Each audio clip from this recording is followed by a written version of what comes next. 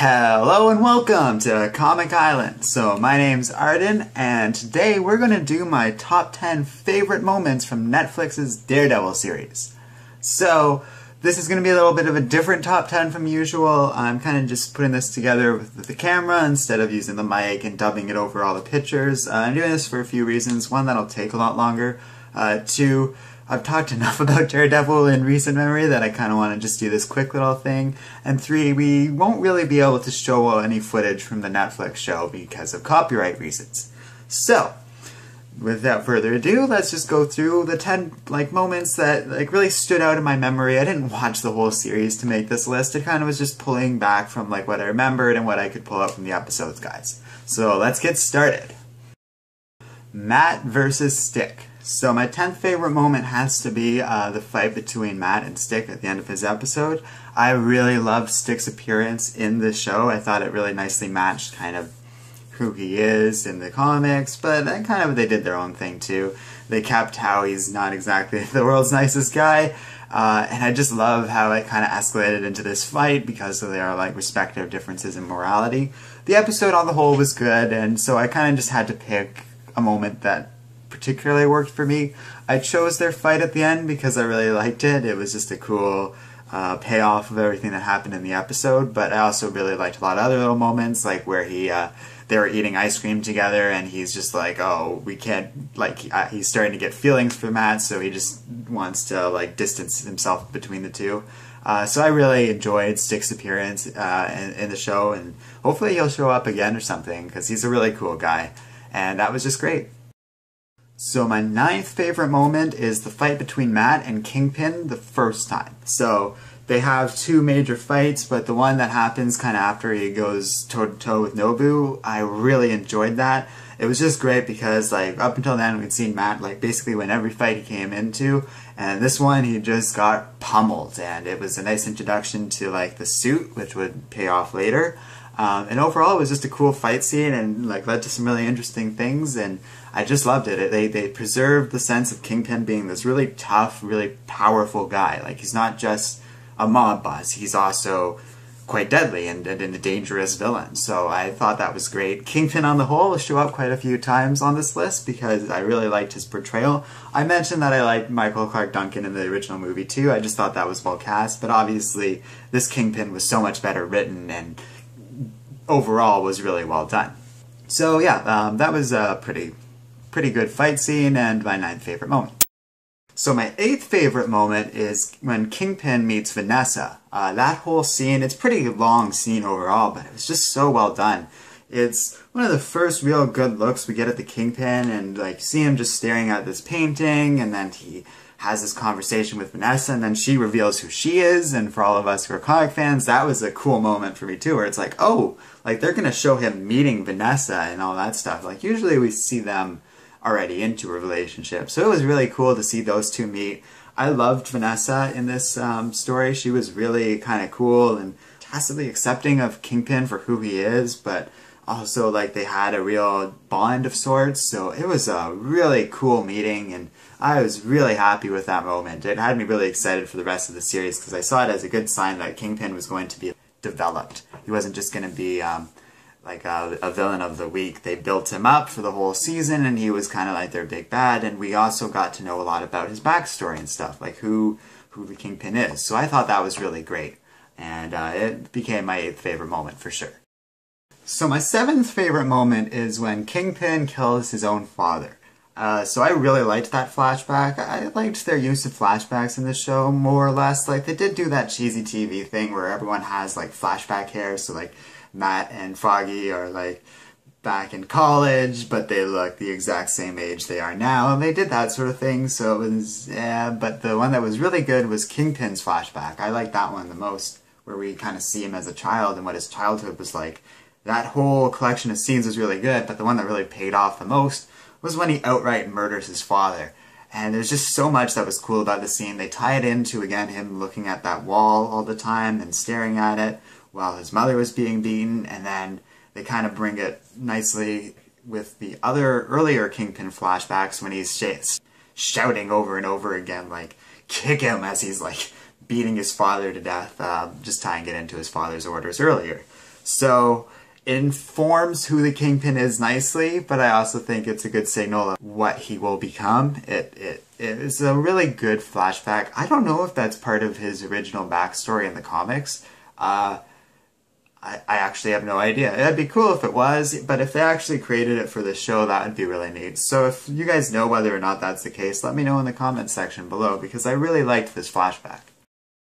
So my sixth favorite moment's a short one, but a really cool one. It's when Gao uses her iron palm on Matt Murdock and like knocks him on his feet.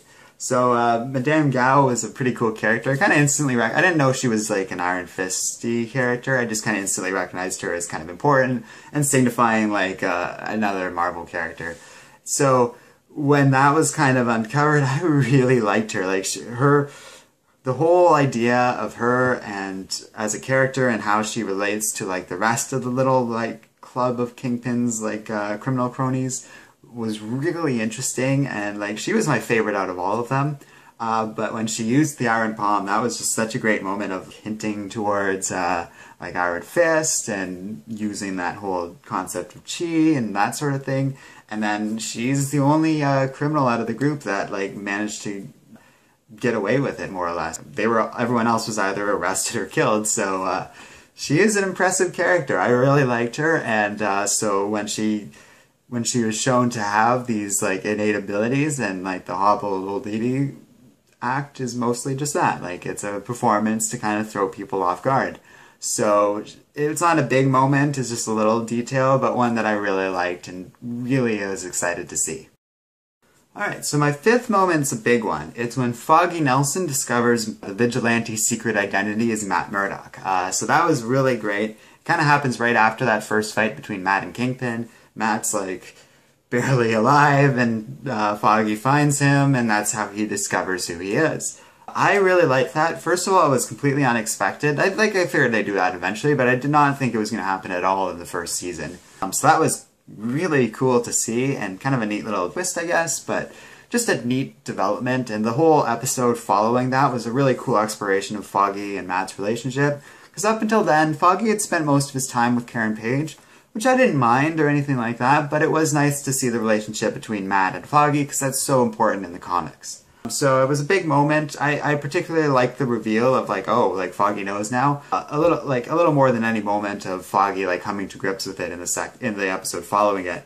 That being said, that episode is really good because we get to learn a lot about Foggy and his relationship with Matt, like I said. So it was a really cool episode, or a really cool moment, I should say, and like my fifth favorite. So my fourth favorite moment is when Gao and the Kingpin have that private discussion in Fist's apartment. So this was really cool. I had always kind of had a feeling that Gao like was more than she appeared to be. But this is where we find out that she speaks English and understands everything that like criminal group says, and he speaks Mandarin, I guess, and he understands everything that she says. And so the translator was always just kind of part of their fog of war of sorts. Like he was completely unnecessary. They both speak each other's languages, and they finally have this sit down, and it's just such an honest discussion. But you get this sense of who Gao is and like how powerful she is as a criminal person, and you get a sense of kind of the Kingpin's relationship with her.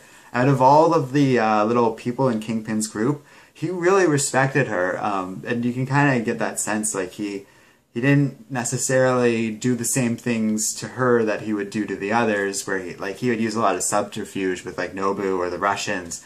He respected Gao too much to try that because he knew she'd just kind of see right through it. And it was a great choice.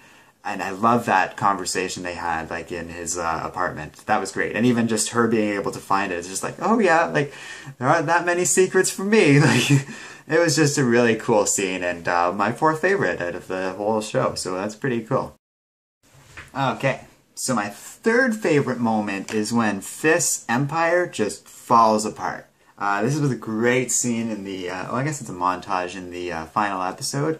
We just get to see everything in Kingpin's little criminal empire just fall to pieces, and it plays like the perfect music to it. It's just kind of a classical music, but it just goes so well with everybody being arrested. We see a bunch of cops getting arrested. We see the senator getting like escorted out of a building. That was really cool. And we see the journalist mole get arrested too. So everybody in Fist's little network of people falls at once. And it was just such a good moment of, holy cow, like they actually got him. They got the Kingpin. I didn't really expect that to happen, for everything in Fist's little world to fall down. It wasn't as surprising that Kingpin got arrested, although we'll kind of get into that in a second. But it was really cool to see everything go. The entire criminal underground that Fist controls basically fell apart with them arresting him and figuring out that Fisk is behind it. And it was just such a great moment. I loved when the feds came in, and it was just so kick-ass, so nicely defining the show, and it kind of was built up to it over the season, so it was really well done. I was really happy with how that scene turned out, and it was just such a great moment.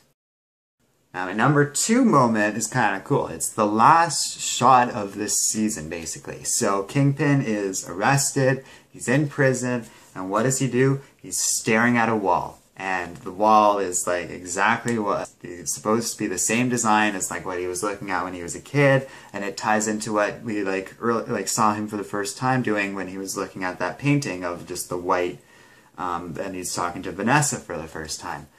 So cool how they did that, because I just love it, because it tied the whole season together in my eyes. Like, it just perfectly kind of wrapped up this arc in this season, and it was just really well done. That final shot, it almost was my top moment. If it wasn't for number 1, which is kind of obvious, but like it's gonna be like kind of everyone's number 1, and it makes sense. But this one was just so great. That last shot and how they tied it into those earlier moments of him looking at like the painting or the wall in childhood was just so great. And I really love the parody of it and how they kind of tied everything together just so well.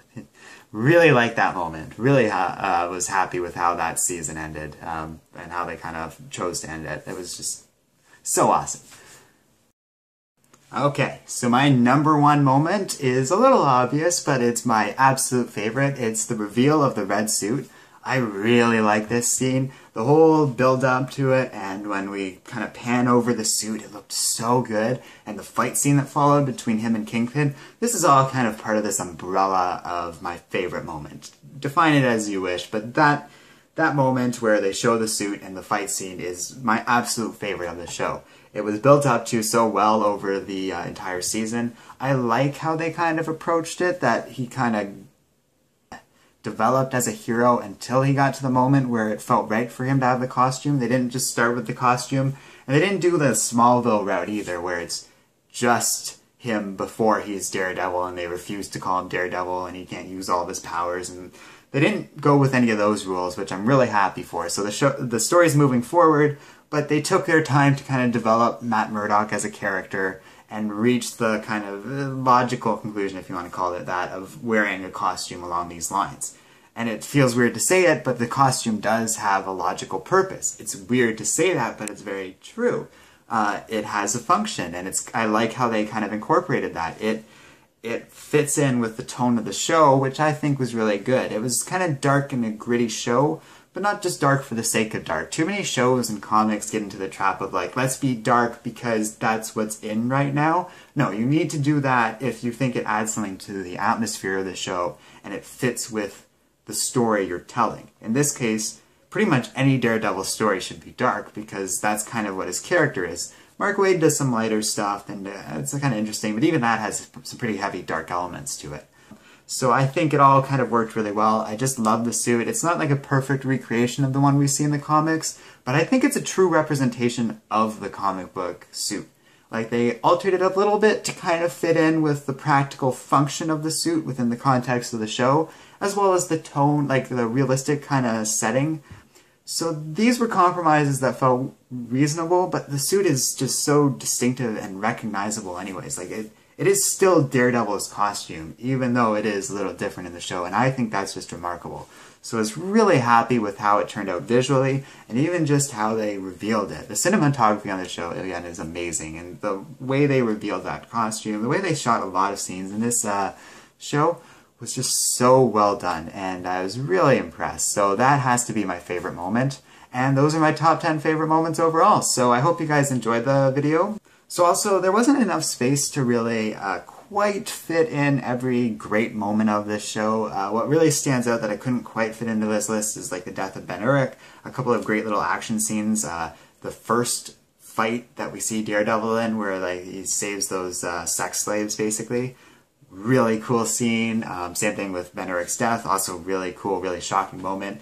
So I just kind of put in the 10 that really stood out for me. So if you guys have your own, feel free to share them in the comments section below. I don't blame you if you have your own little opinions and stuff. I assume a lot of people, for them, their favorite moment is going to be like me with the reveal of the red suit, but I'm always interested to hear in what you thought I missed or what you would have included in this list.